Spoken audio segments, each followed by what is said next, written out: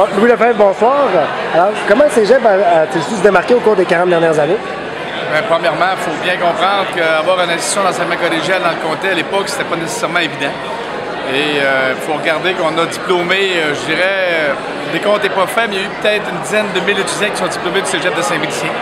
On a réussi à faire notre marque au niveau provincial, notamment avec des exclusivités qui nous sont propres. Je pense à la technique du milieu naturel qui, depuis plus de 30 ans, est exclusif au Cégep de Saint-Félicien.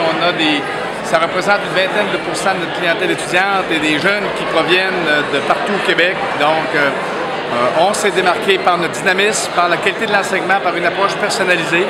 Et c'est ce qui a toujours fait notre marque de commerce. Oui. Quels sont les défis auxquels le Cégep devra faire face au cours des prochaines années?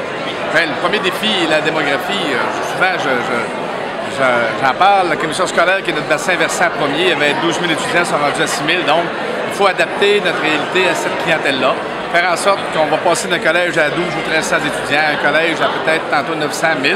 Donc, garder une masse critique, trouver de nouveaux créneaux. On est en train d'en trouver, notamment avec une clientèle internationale. Autrefois, on n'avait pas d'étudiants internationaux. Là, présentement, nous en avons 52 et on vise à en avoir une centaine d'étudiants. Donc, c'est consolider nos activités, faire en sorte qu'il y aura toujours de l'enseignement collégial de qualité dans le comté Roberval. Et c'est le défi premier qui nous guette. Ouais. Qu'est-ce qui fait que le Cégep de Saint-Félicien est unique? Moi, je dis la qualité. Ce qui nous a toujours démarqué, c'est la qualité de l'enseignement, l'approche personnalisée et l'encadrement de nos élèves. Ça a toujours été une de nos caractéristiques principales au Québec.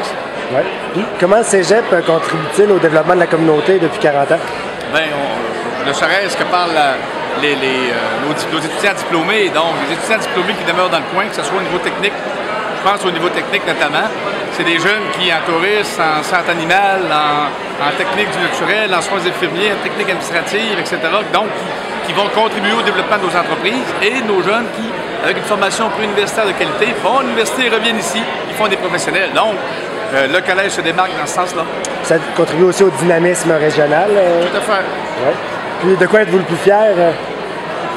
De quoi je suis le plus fier? Je suis le plus fier d'avoir des gens passionnés de toute nature, sans faire de clichés, des gens qui ont à cœur le Cégep de Saint-Félicien et qui ont à cœur la réussite de nos élèves. Prenez l'ensemble des 200 membres de notre personnel, c'est des gens qui veulent absolument faire en sorte que le Cégep se démarque, faire en sorte que nos étudiants performent bien et que nos étudiants diplôment. Ça, je suis fier de ça. Ouais. J'imagine qu'il y a d'autres projets à venir. Avec les 40 ans, il va toujours avoir des nouveaux programmes. Ça continue toujours, ça?